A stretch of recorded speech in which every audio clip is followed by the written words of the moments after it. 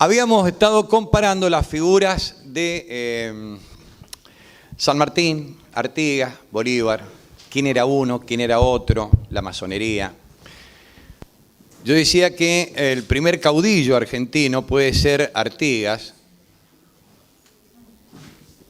Me señalaba acá un miembro del instituto que San Martín también era un caudillo, lo cual es cierto. Digo, porque era capaz, por ejemplo, en el acta de Rancagua, cuando él le ordenan que vaya a reprimir a Artigas, él dice, bueno, vamos a ver qué dicen los oficiales. Y todos lo votan a favor, incluso Las Heras, que después va a volver y va a estar del lado de los unitarios. Lo votan todos, vale decir que también era un caudillo. Lo que yo hacía referencia es a una formación, una estricta formación profesional, tanto política como militar. Recién estábamos hablando con Julio Fernández Baraybar sobre la procedencia intelectual de San Martín, de dónde venía. Era un hombre de letras, era un hombre del siglo, había leído a los iluministas. Él tiene como una espina clavada con Rosas, porque Rosas él lo ve como un déspota. No obstante lo reivindica, le lega para él el sable coro, bla, bla, bla, pero a él no le gustaba la personalidad en su forma de gobierno. ¿Por qué? Porque él tiene otra formación. San Martín es un liberal, monárquico, constitucional, liberal, derechos del hombre y del ciudadano, etcétera, etcétera, etcétera. Esto es San Martín. Es un profesional de la política, está formado para ello, es un hombre, un estadista. Ahí tengo un trabajo hermoso que me han dado sobre la gobernación de San Martín en Mendoza. Entiende muchísimo de política, muchísimo de economía. Guido lo acompaña, Guido había sido secretario de Mariano Moreno. Y Guido le da un plan de gobierno en punto a la parte económica. Le dice, don José, va por acá. Entonces hace empresas estatales. Increíble. Claro, la metalurgia, el primer metalúrgico argentino es San Martín. Y entonces tiene esa concepción de estadista, de político que ve lejos y una formación militar extraordinaria, porque forma el regimiento de granaderos a caballo y él los educa en la pelea. Y hasta hace un sable muy particular y los granaderos tenían que ser muy grandotes para manejar ese sable. Un sable pesadísimo, cuya función era, una vez que se utilizaba la lanza, y la lanza quedaba clavada, si era con fortuna, en el cuerpo de un enemigo, y si no se rompía por ahí, se sacaba el sable. Y el sable tenía que servir para que cuando cayese, partiese la cabeza en dos. No es para sacar un chichón o sacarte un pedacito. O si caía por un hombro, tenía que cortarte un brazo. ¿Y ahí que lo eligen alto los granaderos? Claro, porque si no, un chiquilín no se puede el sable. Había que meter ese palazo, digamos, y se terminó la pelea. Al primer sablazo se terminaba la pelea. San Martín piensa, vamos a ver el combate de San Lorenzo brevemente. San Martín sabe cuánto se tarda en tirar el primer tiro. Viene un regimiento, baja de los barcos, acomete contra el convento de San Carlos, bajando en la bajada de San Lorenzo, empiezan a subir, escondido está San Martín, que ya ha negociado con el cura párroco y le ha dicho, necesito esconderme acá, negocia, y dice, sí, pero si les va mal, después a mí me van a guillotinar. No, bueno, vamos a garantizar. Bueno, hace las negociaciones del caso San Martín y esconde su regimiento en el convento. Él sabe, ese regimiento en marcha que viene subiendo, ¿cuánto tiempo va a tardar en pegar el primer cañonazo? Esto es lo que estoy diciendo. Es un profesional de la política, es un estadista, es un profesional militar. Él sabe cuándo van a pegar el primer tiro de fusil. Él sabe que no, en esa época los fusiles no tenían mira. Entonces, si estaba el blanco a más de 50 metros, acertar no era una cuestión de destreza, es una cuestión de casualidad, de azar. Entonces él sabía que el primer tiro se lo iban a bancar, porque iban a estar lo suficientemente lejos como para que hiciera poco daño el primer tiro. Y el primer tiro de cañón sirve para ir corrigiendo. También de ese zafaban. El asunto era el segundo tiro. Ahí podían venir las muertes. Entonces hace un cálculo de cuánto tarda su caballería lanzada hacia abajo para llegar al punto de encuentro. Tienen que entrar entre el primero y el segundo tiro, porque si hay muchos tiros van a perder mucha gente. El tipo saca todas las cuentas. Y le dice a un capitán, vea, yo voy a ir por la izquierda, usted va a ir por la derecha. Tenemos que llegar al mismo tiempo porque si nosotros venimos por aquí y por allá, la tropa, por balearnos a nosotros, se balacean entre ellos. Entonces tenemos que ir por dos alas. Si usted llega tarde, estamos en problema. ¿Me entiende? Sí. Los soldados tenían más miedo que el enemigo a no cumplir con San Martín, porque era durito el general. Bajan y resulta que el capitán Bermúdez, que era el que manejaba la otra ala, llega tarde. Se demora porque tiene que hacer un desvío, entonces ingresa San Martín solo en la pelea, todo el fuego se concentra sobre él, ustedes saben que le matan el caballo, Cabral lo salva y toda esta historia. Después llega el otro y haciendo una demostración de valor se prende la batalla, los corre a los realistas hasta un barranco, los mata, es terrible. Pero recibe una herida en la pierna.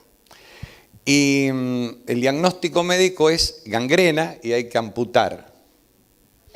No se sabe bien si es que este hombre estaba tan avergonzado por haber llegado tarde o es que no quería que le amputaran la pierna, no quería vivir sin una pierna, que a la noche se afloja el torniquete y muere desangrado. Digamos, es tremendo. Las luchas eran crueles, eran tremendas. Está siempre en tela de juicio la vida. Pero digo, Bermúdez. Lo que es cierto que San Martín era un profesional de la A a la Z en donde lo busquen, ¿no? No era un improvisado. Comparándolo con Rosas, no es un estanciero que se pone el uniforme y se transforma en brigadier general.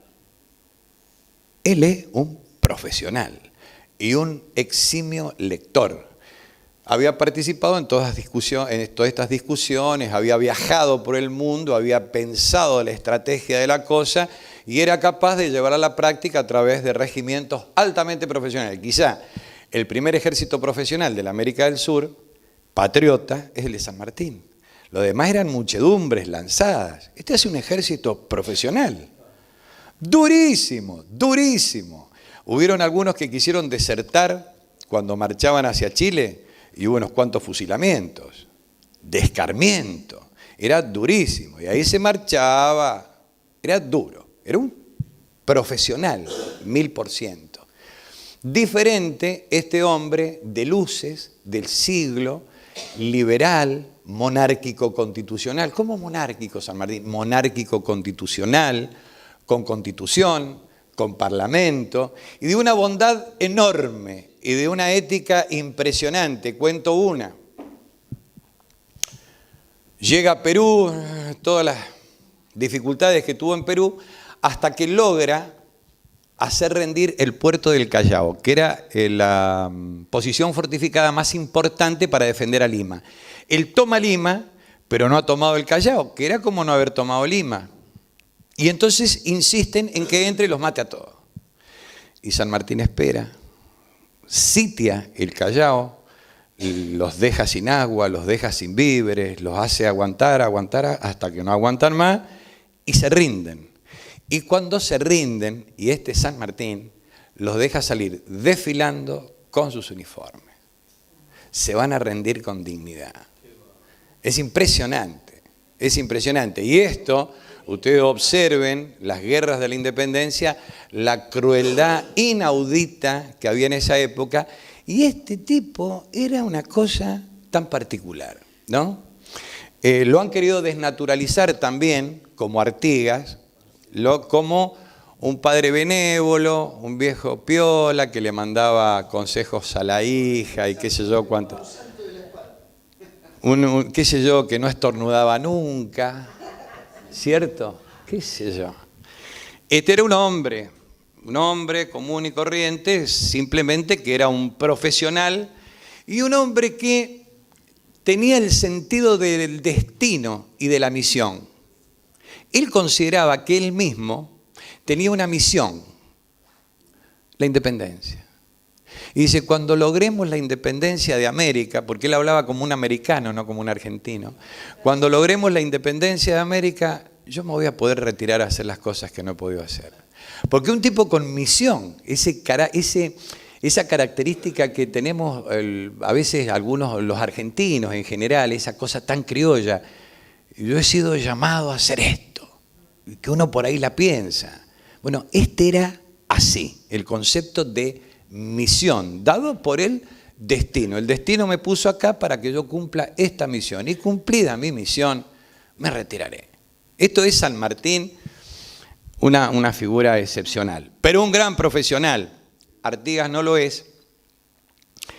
Y en algún momento, ya se habían cruzado antes, pero un momento fundamental en la vida de la banda oriental es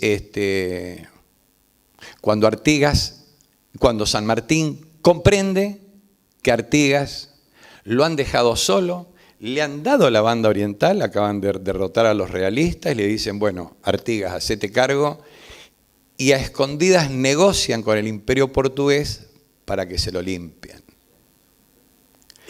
Si resiste Artigas, estaba San Martín con un ejército que ya había liberado Chile. Entonces San Martín, viendo todo esto, le manda una carta que es bellísima, una carta de San Martín a Artigas, donde le reconoce todos los servicios prestados a la patria. Y le dice esto que acabo de decir. Pero hay una cuestión fundamental, la independencia. Cedamos todo lo que tengamos que ceder y después tomemos las armas para resolver o no las dejemos nunca de nuestra mano. Pero primero resolvamos el tema de la independencia. Yo sé que usted ha hecho bla, bla, bla, bla, bla. El directorio se enoja, el gobierno de Buenos Aires se enoja muchísimo con San Martín porque le daba el mismo nivel de trato a Artigas que al directorio porteño.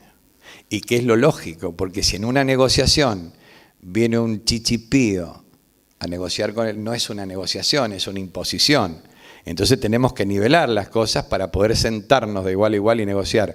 San Martín intentó esta mediación, lo único que logró fue la indignación del gobierno de Buenos Aires, que tenía programado dejarlo solo a Artigas, para sacarse de encima ese tipo molesto que repartía tierras y todo ese tipo de cosas, y andaba rodeado de guaraníes con vincha. Entonces ese tipo había que sacárselo de encima. Ese salvaje degollador, como lo caracteriza Fidel López, ¿no? Ese bárbaro que se sienta sobre una cabeza de vaca a tomar vino. Y lo exactamente. Y entonces lo reproducen para decir, miren los que dicen los ingleses, este tipo es impresentable, ¿cómo puede ser gobierno? Y a este tipo impresentable San Martín lo trata con todos los honores, porque quiere llegar a un acuerdo con Artigas. Finalmente, a San Martín le dicen, mire, usted ya liberó Chile, déjese de joder esto de irse a Perú y seguir llevando, ¿no? Venga y ponga orden acá. En realidad, el orden que tenía que poner San Martín no era el orden sanmartiniano, era el orden del directorio. Entonces dice, no, yo renuncio. Este ejército fue construido, fue formado para liberar América, o América del Sur por lo menos, y hemos hecho declarar la independencia de las Provincias Unidas del Sud. No del Río de la Plata, el Sud. Y en función de eso, armé un ejército y me voy para allá. Si no puedo hacer eso, tengo que renunciar. Y entonces le pregunta a la oficialidad y le dice a las Heras, vea, reúna a todos los oficiales y a ninguno le dice de qué se trata. Y léale estos puntos que yo le doy. Cuando estén todos reunidos, todos los oficiales reunidos. Y las Heras tampoco puede leer lo que él dice, estaba lacrado eso. Entonces cuando juntan todos los oficiales, para que no haya en favor de nadie que hagan lobby, usted lea, cuando estén todos, lea esto y que la gente resuelva. Y en ese escrito San Martín les dice todo lo que ha pasado y lo que le están exigiendo, y que él no está dispuesto a cumplir con el gobierno que lo había designado como general en jefe. ¿A quién? Ah, el gobierno, pero a lo que apunto es esto. En ese momento, todos los oficiales dicen que el general San Martín, a pesar de todo esto, que siga siendo él el que manda. Entonces, ahí continúa su marcha y pasa por mar a Perú. El último punto que trató sobre San Martín es esto que dicen que San Martín, el anglófilo, el agente inglés, venía con un plancito. Y Maitland. Un tal Maitland le había presentado, escocés de origen, le había presentado al rey de Inglaterra un plan para conquistar, no para liberar, a la América del Sur. El plan consistía en que una flota británica llegaba al río de la Plata, ingresaba a Sangre y Fuego, llegaba, se instalaba en Mendoza, y por el otro lado llegaba una flota británica por Chile. Se juntaban en Chile y por mar agredían Lima, Perú. Y pensaban que con eso las clases pudientes, por lo menos del Río de la Plata y de Chile, los iban a acompañar en esta intentona. Toma conocimiento de ese plan San Martín, ante todos los fracasos que habían tenido en la vía del Alto Perú para llegar al Perú. Ustedes saben que fracasaron 1 y 10 veces toda vez que quisieron pasar por ahí. Entonces le dice a Güemes, manténgame controlada la situación en el noroeste argentino, controle, y entonces hace la guerra de recursos, la guerra de posiciones, la guerrilla de Martín de Güemes, Martín Miguel de Güemes, que es un subordinado de él. Y le dice, vos quédate acá, yo me doy la vueltita y aparezco, y ahí aparece Cochrane y todo lo demás. Ese soy yo. Esperen un segundito. Entonces, la diferencia, San Martín conocía el plan. Es posible que el mismísimo Miranda le hubiese dicho, mirá, conocemos este asunto.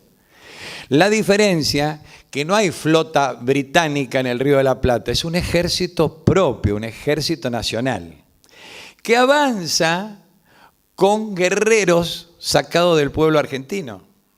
El objetivo es liberarse de toda dominación extranjera y de toda otra dominación.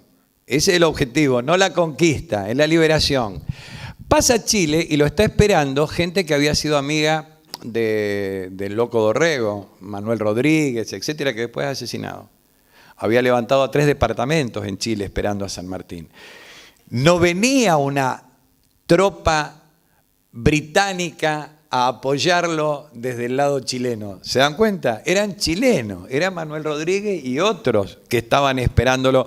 Y en el ejército de él va un tal O'Higgins, que cuando le ofrecen el mando supremo en Chile a San Martín dice, no, yo puedo hacer cualquier cosa, pero el ejecutivo lo debe desempeñar alguien nacido acá. Este es el concepto de federalismo arraigado del lugareño. El lugareño se hace cargo de su lugar. Nosotros podemos apoyar, pero cada lugar tiene su jefe, sus referentes, su gente que admira. Pongan a eso. Y renuncia y no quiere quedarse ahí. Manda la cartita al directorio y le dice, muchachos, yo me voy a Lima y los muchachos se van. Lo peor es que los muchachos se van conmigo. Esta desobediencia no se la perdonaron jamás. Cuando San Martín regresa de Lima, abandonado por el gobierno de Rivadavia, a quien le solicitó recursos una enormidad de veces, abandonado por Rivadavia, no tiene, ¿cómo?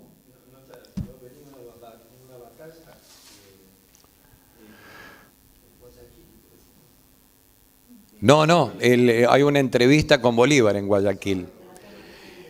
¿Qué pasó? ¿Qué pasa en Guayaquil? ¿Qué pasa con San Martín en ese momento cuando se entrevista con Bolívar? San Martín es un hombre abandonado. No tiene recursos, no le puede pagar al ejército. El inglés filibustero Cochrane, que le ha manejado la La flota, se va con la flota y el tesoro con una buena cantidad de barcos y la plata, dice, yo tengo que pagarle a los marinos, dice, se lleva la plata que tenían acobachada en la flota. Entonces es un tipo que se queda muy solo, sin recursos, vuelve, está un tiempo en Chile, vuelve, se instala en Mendoza y se da cuenta que le abren la correspondencia, que los espías de Rivadavia lo están persiguiendo, que hay un rumor fuerte de lo que quieren matar. Y para colmo, ojo con las suegras. La suegra le ha quitado la hija. Las mujeres son fenómenas hasta que se vuelven suegra. Ahí hay que empezar a dudar. Entonces la suegra se queda con la hija de San Martín. Da una batalla legal San Martín. Y se lleva a su hija. Parte a Europa. Antes de partir, Estanislao López, brigadier general en Santa Fe, gobernador, etcétera, etcétera, le dice, a una sola instrucción mía, suya, voy a poner un regimiento para que lo acompañe desde Mendoza a Buenos Aires y usted pueda abordar el barco que lo va a conducir a Europa con tranquilidad. Estanislao López. Entonces, era clarísimo lo que significaba San Martín en la historia argentina y era clarísimo su sistema de alianzas y era clarísima su objetivo. Está clarísimo. No es aparte puede haber sido un buen padre de familia, pero nosotros lo reivindicamos como padre de la patria. Fíjense, y con esto terminamos con San Martín, cuando se festeja el Día del Padre en la Argentina, que causa un gran dolor. Ustedes no saben muchos quizá. Murió una mujer en la guerra de secesión en Estados Unidos y un viudo norteamericano de un estado en Estados Unidos crió a un montón de hijos. Buen tipo, viudo, se dedicó a criar a los hijos y no tenía compañera para hacerlo. Una de las hijas propuso en su pueblo que se festejase el día de su cumpleaños, el Día del Padre. O el tercer domingo de coso, el Día del Padre. En homenaje a ese, pues bueno, dijeron los vecinos que todo el mundo lo quería al tipo. Después de eso, se fue trasladando a otros estados. Y pasó un siglo. Y Richard Nixon dijo un día, en Estados Unidos el Día del Padre es el Día del Viudo norteamericano. Fenómeno. Los supermercados empezaron a vender huevaditas para los niños para el Día del Padre. ¿Cierto? Entonces, gran campaña comercial, pero resulta ser de que en la Argentina, como en tantos lugares del mundo, estamos inficcionados de supermercados que tendrían que estar, como en París, a 40 kilómetros de la ciudad, porque han liquidado a todos los almaceneros y han liquidado toda la cadena de comercio, me tienen enfermo los supermercados. Bueno, entonces, gracias. Entonces, que son los que aumentan los precios y joden, han aumentado por sobre los productores 3 veces los precios y después dicen que emiten mucho, por eso hacemos inflación, somos todos discípulos de Herbert Spencer. Entonces, dejémonos de joder y planteemos las cosas como son. Pero para poder jodernos con el asunto de la inflación, que no son los culpables los supermercados, que hacen ofertas, incluso son bárbaras, te meten hasta el Día del Padre norteamericano. La forma de enfrentar a los supermercados es empezar por el principio. El Día del Padre es el 24 de agosto, como lo celebramos en Mendoza, un montón de gente amiga, que pertenecemos a una organización y qué sé yo, y cada agosto nos juntamos, nos comemos todo y nos chupamos todo, hay grandes discursos en homenaje al padre de la patria, que además fue un buen padre de familia. Esto es sustancial, digo yo, para plantear el tema de la identidad, que es lo que venimos planteando. Entonces yo le contaba recién a Julio Fernández Baraybar, a los que han estado en Mendoza les cuento, yo 3 o 4 veces por semana me voy desde los portones del parque hasta el Cerro de la Gloria, me lo subo al trotecito liviano y bajo y me voy a los portones del parque. Son en total 10 kilómetros. 3 o 4 veces por semana. No, trote, liviano. Mirá. Entonces, pero me mantiene en actividad, me mantiene bien, hay que evitar la vida sedentaria. Bueno, entonces voy y llego, me entrevisto con el padre de la patria, está en el Cerro de la Gloria, a caballo, con los brazos cruzados así, me mira, le digo, ¿está todo ok? No. 0 muertos, ok, y me voy. Por ahora, ya van a venir. Entonces, en Mendoza es una provincia muy sanmartiniana, porque allá hizo el ejército, porque... Pero este último concepto que acabo de decir, que nos han quitado a San Martín y lo han desnaturalizado, no lo tenemos claro tampoco los mendocinos, y no está claro en toda la Argentina, el tema de San Martín. Como no está claro el tema de Artigas. El 17 de agosto se murió él. Sí, pero En febrero, ¿por qué el 24 de agosto porque el cumpleaños de Mercedita. Ah, el cumpleaños de la hija. Ahí se hace padre. Ah, claro, tenés razón. No queremos tampoco celebrar ninguna muerte. Está bien. Hay una ley en Mendoza que se dictó, que es letra muerta, en la legislatura mendocina, que establece ese día como Día del Padre. Y mi familia a mí me hace regalito para el Día del Padre. Pero para el Día del Padre de verdad, no el norteamericano.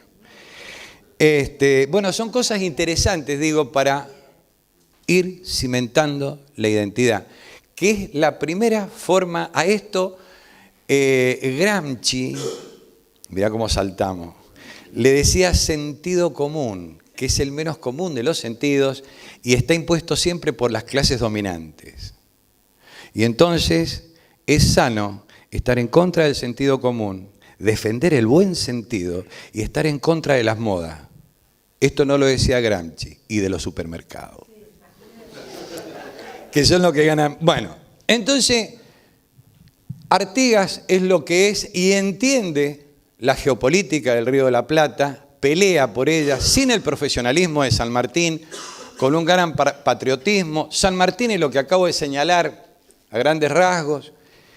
Y Bolívar es un personaje, es un mantuano, es un hombre de la aristocracia venezolana, estaba peleando por un título para la familia, esto desde su padre, pero su padre, que buscaba un título, al mismo tiempo está en vinculación con Francisco Miranda, es logista o quiere meterse en la logia. El que termina la logia de Francisco Miranda es el hijo, es un hombre de luces, es un gran lector que ha tenido en su juventud una vida muy disipada, muy mujeriego, muy timbero.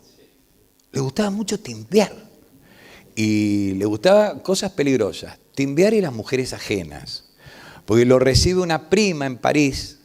La prima, qué sé yo, la prima le presenta al esposo. Pero resulta que a las noches, en ese gran castillo de la prima, a veces la prima no estaba con el esposo. Hasta que el esposo se entera, se tiene que ir de la casa de la prima. O sea, era un tipo peligroso este Bolívar. Pero finalmente, ustedes deben saber ya esta historia, jura junto con su maestro Simón Rodríguez que va a luchar por la independencia de América. Y pega la vuelta y se viene. Fracasa como fracasó Miranda, eran girondinos. Ellos entendían que la revolución venía desde las clases cultas hacia abajo. Resulta que todos los negros, los zambos, los pardos, la indiada estaba del lado de Boves, y Boves le decía, nos quedamos con los bienes de los blancos, y entonces iban todos a matar blancos y a quedarse con sus haciendas. No importa que la metrópoli siguiese siendo España. Digamos, dejaban del lado la lucha nacional e incorporaban la lucha individual de pasar al frente con alguna propiedad. Por ahí entiende esto Bolívar, se lo hace entender el negro Petión y le dice, Bolívar, libera a los esclavos y te va a ir bien. Entiende Bolívar y lo declara en el Congreso de la Angostura. Bolívar tiene la claridad, cuando empieza la madurez de su vida, de entender la cuestión nacional y la cuestión social. En la Carta de Jamaica, él habla, que lo pueden leer en Historia de la Nación Latinoamericana, ahora yo tendría que dejar y hablar con este. Y si no, hablo a capela. Sí, se escucha lo mismo. Hace 20 años que estoy dando clase ante 200 estudiantes, no hay ningún problema. Vamos al estadio de River, pegamos unos gritos ahí. No hay ningún problema. La Carta de Jamaica. Él dice, es una idea grandiosa pretender de todo el mundo nuevo, una sola nación con un solo vínculo que ligue sus partes entre sí y con el todo, ya que tiene un origen, una lengua, unas costumbres y una religión. Debería ser, por consiguiente, tener un solo gobierno que confederase los diferentes estados. Habla con demasiada ligereza del tema de la nación y de los estados, porque el siglo XIX es el siglo de la formación de las nacionalidades. Y no ha salido todavía toda la teoría de las nacionalidades. Eso no existía. Mire, yo doy clase de eso. No existe eso. Tiene una intuición impresionante Bolívar al decir que tienen la misma lengua todos en esta región. Después aparecen los teóricos, Mazzini, Fichte, el propio Stalin, José Pepe Stalin, peligroso, que Lenin le dice: el zarismo ha sido una cárcel de nacionalidades, ¿por qué no planteas en un escrito, en estos términos, el principio de las nacionalidades? Y nunca se respetó el principio de las nacionalidades por la Unión de Repúblicas Socialistas Soviéticas, porque siguió siendo el Gran Ducado de Moscovia, se transformó en socialista, pero siguió siendo el Gran Ducado de Moscovia con todas las nacionalidades expresas adentro. Bueno, la teoría de las nacionalidades se abrió camino. ¿Qué es una nación? ¿Cuál es el principio de la nacionalidad? Hasta que lo recogen las Naciones Unidas y habla sobre el principio de las nacionalidades. Bolívar era capaz de decir eso. Estoy hablando de Carta Jamaica 1815. En 1815, ¿qué pasó? En 1815 es un general derrotado que está en Jamaica y que vive todavía pensando que los ingleses lo pueden ayudar a liberar a América Latina. La Carta Jamaica es una carta que le manda a un comerciante adinerado que es inglés. Y ustedes saben que en América Latina todo comerciante adinerado es agente inglés, ¿verdad? Entonces, y venían haciendo comercio, y reportaban a la corona todo lo que aquí pasaba. Como Bolívar sabe eso, le manda en la carta que le escribe todos sus principios y qué sé yo, y le dice: por ahí sería extraordinario que pudiésemos romper el aislamiento que tenemos y que alguna gran potencia nos ayude a salir del lío que estamos metidos. En realidad es un político en actividad que está buscando apoyaturas, etcétera, etcétera. Pero ese concepto, que no lo vuelve a pronunciar nunca más, de ser una gran nación en virtud de la lengua, etcétera, etcétera. Y fíjense que esto sería luego lo que da lugar a la teoría del principio de las nacionalidades. Tampoco está claro qué son los estados en ese momento. El concepto de nación-estado no ha sido todavía discutido. Lo que pasa es que en la historia ocurre lo mismo que en el derecho. Como decía un tal Savigny, primero está el hecho, después está el derecho. Y Carlitos Marx decía que primero la burguesía empieza a ganar plata y después explica por qué la ganó, pero primero gana plata. Claro, por supuesto. Y en la política pasa lo mismo. Primero ganamos las elecciones, después te explico todo. Con el resultado del lunes hablamos de fútbol y explicamos por qué empataron River y Boca, ¿verdad? Pero con el diario del lunes, porque la semana anterior todo el mundo opinaba distinto. Bueno, cuando se produjo el nacimiento y consolidación de las naciones-estados, en el siglo que empieza el desarrollo de las nacionalidades, luego vienen las teorías nacionalistas de distintos puntos. Los nacionalismos reaccionarios tipo Hitler o Mussolini, los nacionalismos liberales tipo Mazzini, los nacionalismos defensivos tipo los mauritanos, de la Mauritania, allá en África, o el norte de África, los que los invadían, Mussolini, lo hacían en nombre del nacionalismo, ¿cierto? Y del Imperio Romano. Y los que se defendían en nombre del nacionalismo. José María Rosas dice que la Revolución de Mayo fue una revolución nacionalista espontánea. Y Abelardo Ramos dice que Perón fue un nacionalista en economía. El peronismo fue un nacionalismo en economía. Entonces, esto de las distintas... Charles Maurras fue un nacionalista francés reaccionario que nutrió de ideología, entre otros, a Uriburu y el grupo que lo acompañaba en el golpe de septiembre de 1930. Entonces, las teorías del nacionalismo y las concepciones del nacionalismo van brotando y se van enfrentando entre sí. El concepto central de nación lo plantea Bolívar en la Carta Jamaica, y más allá de que nunca más vuelve a desarrollar este concepto, tiene un concepto clarísimo: independencia y unidad. Si no hay unión, la anarquía os devorará. No se puede enfrentar a las grandes potencias o nivelar la relación con las grandes potencias si no se construye un poder análogo, similar, que nos permita ingresar en un renglón de igualdad o parecido en el concierto de las naciones.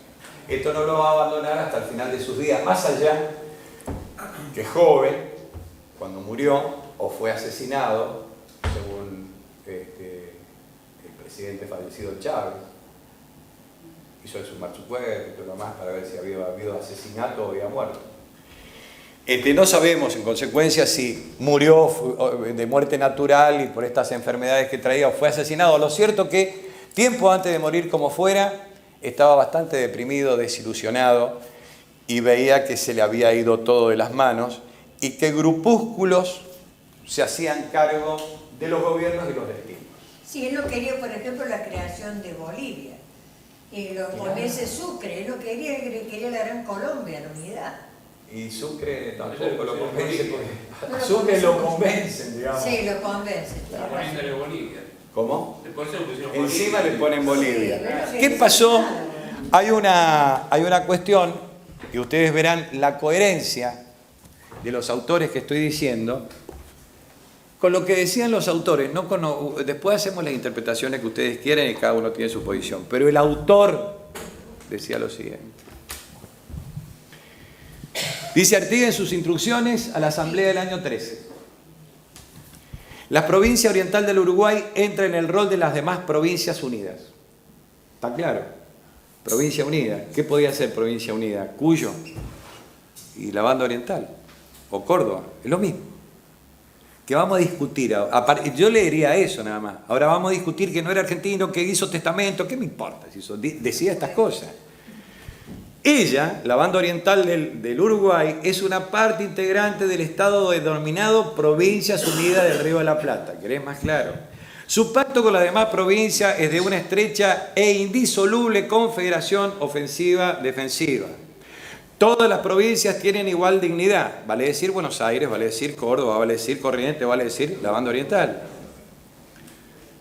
Y debe ser totalmente, todas las provincias tienen, y que toda conexión política entre ellas y el Estado de la España es y debe ser totalmente disuelta. ¿Qué está reclamando? La independencia de la monarquía española y de toda otra dominación extranjera, le agregan los constituyentes del 16. Pero está claro, eso es Artigas. Lo demás es puro cuento. Artículo 2. No admitirá otro sistema que el que de confederación, él ahí nomás plantea la confederación, para el pacto recíproco con las provincias que forman nuestro Estado, promoverá la libertad civil y religiosa en toda su extensión imaginable. Con el objeto y fin del gobierno debe ser conservar la igualdad, libertad, seguridad de los ciudadanos y de los pueblos. Cada provincia formará su gobierno bajo las bases del gobierno que los reúne a todos, vale decir un gobierno con constitución, con libertad civil, libertad religiosa, etcétera, etcétera. Vale decir como el gobierno supremo de la nación. Acá el término nación está medio utilizado a la marchanta, digamos, porque todavía no tenemos claro lo que es la nación. Está más claro en el concepto de Bolívar. Digo yo esto desde el siglo XXI y siendo profesor de la materia. Antes ustedes leen la Biblia y habla de las naciones en la Biblia, no está hablando de los estados-naciones, ¿verdad? Entonces el término da para cierta confusión según el periodo histórico. Artículo 5. Así, como aquel se dividirán en poder legislativo, ejecutivo y judicial. Estos tres resortes jamás podrán estar unidos entre sí y ser independientes en sus facultades, etcétera, etcétera, etcétera. Esto es Artigas.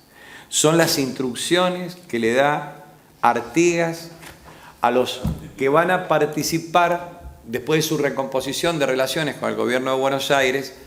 Quiere participar en la Asamblea del año 13, que tiene el objetivo de declarar la independencia y de dictar una constitución, que es el objetivo que tiene San Martín, que es el objetivo que tiene Bolívar. Ahora llegan los de la banda oriental a la asamblea.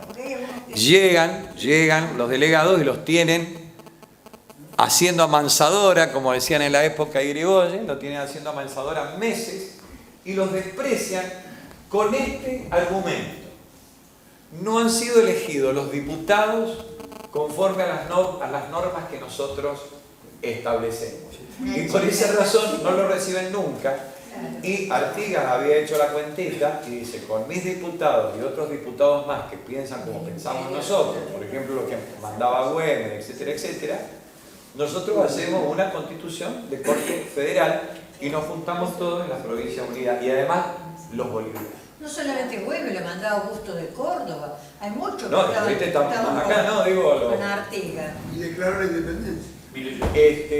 Como fracasa en esto Artigas, luego en el arroyo de lo que se conoció como el arroyo de la China. Claro, un muchacho que estudió Derecho conmigo, vivimos juntos en alguna época, había nacido en Concepción del Uruguay, nosotros decíamos que era del arroyo de la China. Ricardo Rodríguez, por ahí lo van a ver por acá. Bueno, y en el arroyo de la China hace un congreso y declara la independencia. Y resulta ser que tiene que declarar la independencia porque donde se tendría que haber declarado la independencia no se declaró. Y ustedes saben la pobre labor jurídica y política de la Asamblea del año 13, que finalmente es copada por Carlos María de Alvear y la Logia Lautaro, que entra en crisis y finalmente es disuelta. La Logia Lautaro, que había sido fundada por San Martín, pero fíjense el valor de las logias. Viven hasta que están en una habitación y juran todo lo que hay que jurar. Cuando se ponen en la vida práctica de las clases sociales, de los líos, de los enfrentamientos, se terminó la logia y la vida de los pueblos sigue siendo la vida de los pueblos y los pueblos buscan la satisfacción de sus intereses y de sus necesidades, más las logias. ¿Vos qué decís? Esta es la verdad. Yo cuento estas cosas porque esto permite razonar. Esto después, la Logia Lautaro, le habían puesto Lautaro a la logia por un cacique, Lautaro del sur de Chile, que había luchado denodadamente contra la opresión española y finalmente cae asesinado. Pareciera ser que es el destino de todo independentista caer asesinado, como le pasó a Andresito Artigas, como le pasó, o exiliado, o muerto de hambre, o no reconocido.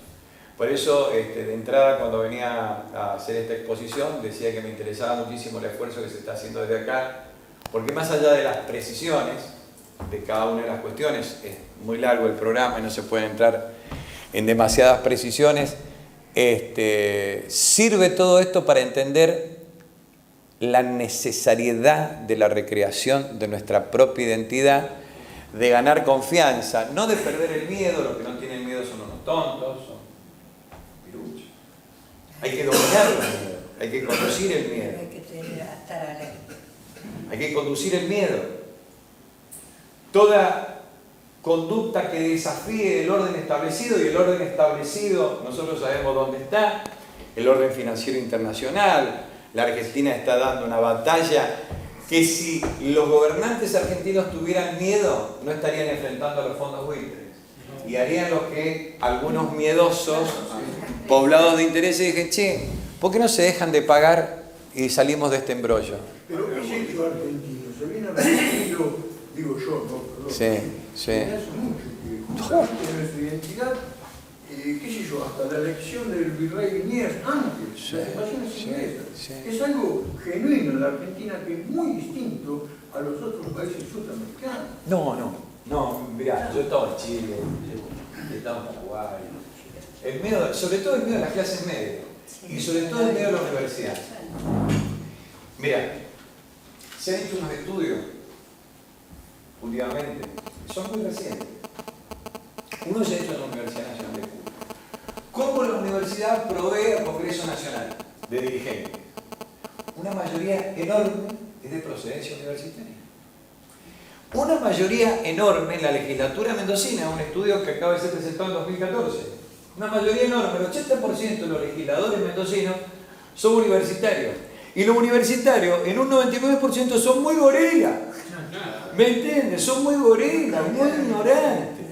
El libreto de Manuel Moreno no salió de 1957 de la biblioteca. Para la dominación cultural. Y entonces caemos en lo que decía Hans Morgenthau. Siempre cito a un tipo que no sea argentino porque dicen, es muy argentino este, entonces lo cita Jaureche. No, cito a otro. Hans Morgenthau, que no puede ser argentino, no puede ser riojano ese hombre, o catamarqueño, sanjuanino.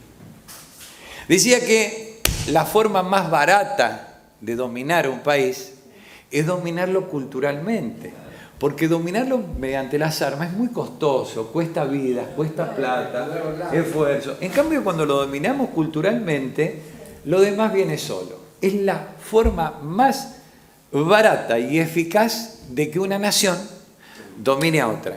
Esto lo llama, coincidentemente con lo que decimos mucho nosotros, quizás, colonización cultural. La colonización cultural, que es el género, y después tiene varias especies la colonización cultural, ¿no es cierto? La colonización económica, entonces el Estado gasta mucho, la colonización pedagógica, la colonización periodística, la colonización de la moda, todo este tipo de cosas. Iba a decir algunas barbaridades. Alguna vez tendremos un capítulo revisionista acerca de la colonización a través de los supermercados. Cuando vino Rockefeller a querer meter exactamente. Fue el primer paso, pero era simultáneo con el plan Larkin, con un montón de cosas más. No usted lo ha dicho. Vino a propósito de eso. Usted lo acaba de decir. Y le costó decir. la cogote eso y la ley de medicamentos seguía. Claro, y la ley de medicamentos. Bueno, y esta no se puede, lo que vos estás diciendo, no se puede entender, no es posible que se entienda en la Argentina, sobre todo aquellos sectores, porque miren, la chica que trabaja en el servicio doméstico, el muchacho que está trabajando en los trabajos rurales vienen reventados, vos no podés exigir de esa gente, más allá de que podés acercarle todos los instrumentos que le puedas acercar, no podés exigir la claridad conceptual que puede tener un universitario. Al universitario no hay que perdonarle, hay que exigirle. Y resulta ser de que la dirigencia política sale de la universidad. La universidad es una prolongación del régimen de partidos políticos que se impone culturalmente de arriba hacia abajo y de afuera hacia adentro. Y entonces yo digo, ¿por qué quieren disciplinar al universitario de arriba hacia abajo? ¿Por qué no dejan que el universitario se discipline de abajo para arriba y de adentro para afuera? Entonces nosotros, la universidad, podría proveer del 30, 40, 50% de los legisladores, pero con una clara conciencia nacional y una clara conciencia social, que es lo que hace falta discutir. De la reforma universitaria. Pero, Que son protagonistas. Usted está diciendo algo claro. Mira, hace 20 años que hacen la universidad. No hay forma, y pasan los gobiernos, uno de los grandes déficits de este gobierno. Es así. Este gobierno y del gobierno peronista, de cuando vivía Perón, y de tiempos inmemoriales, desde que se fundó la Universidad Nacional de Cuyo.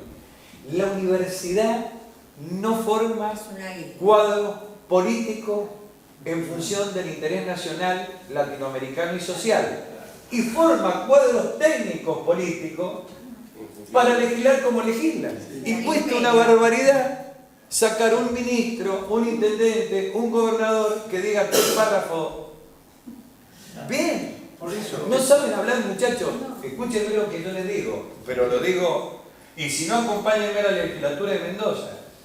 Son 300, hablan 2 tipos, no saben hablar, son universitarios, no saben hablar. Es una partidocracia abyecta. ¿Me entiendes? Es una partidocracia abyecta que está arreglada desde la universidad. Deben modificarse los estudios universitarios. Se están recibiendo... Los otros días estaba hablando con un chico que estudia psicología. Yo pertenezco a un movimiento, hago así como si fuéramos millones. Total, ustedes no saben. Bueno, entonces este joven, estudiante de psicología, yo estaba hablando de estas cosas y lo vi y me dio vergüenza. Entonces lo casé del acto que estábamos haciendo. Digo, ¿por qué hacía esa cara como diciendo, no, yo también? Dice, es que estoy en tercer año. Pues yo le decía que era incapaz de leer un libro de tapa a tapa. Sí. Los libros se leen de tapa a tapa. Esto no es así espontáneo, vamos a hacer cagar lo contrario. No es así la vida. Es una cosa seria, es para profesionales. Entonces hay que leer los libros de tapa a tapa, elegidos bien que sean, luego leerlos de tapa a tapa. Por la parte de adentro. Sí, en la medida de lo posible, competirlo, repasarlo, comentarlo con un amigo. Entonces el pibe, tercer año de psicología, me dice, estoy en tercer año de psicología. Nunca rendí una materia que me exigiera más de 30 páginas. Acá en Mendoza todo el movimiento lo sabe, porque lo dijo públicamente.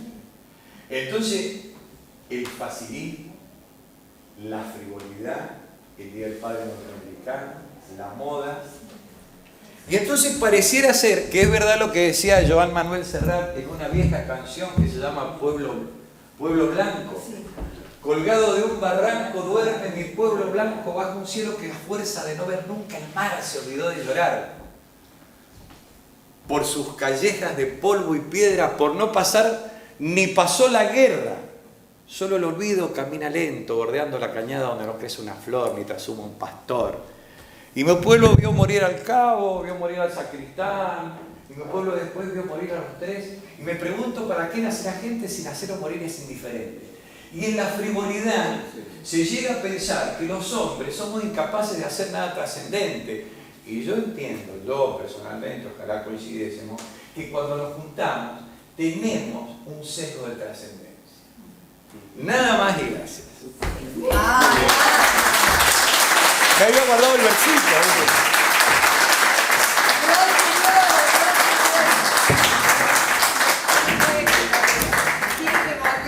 Tiene que volver el programa. Tenemos que dar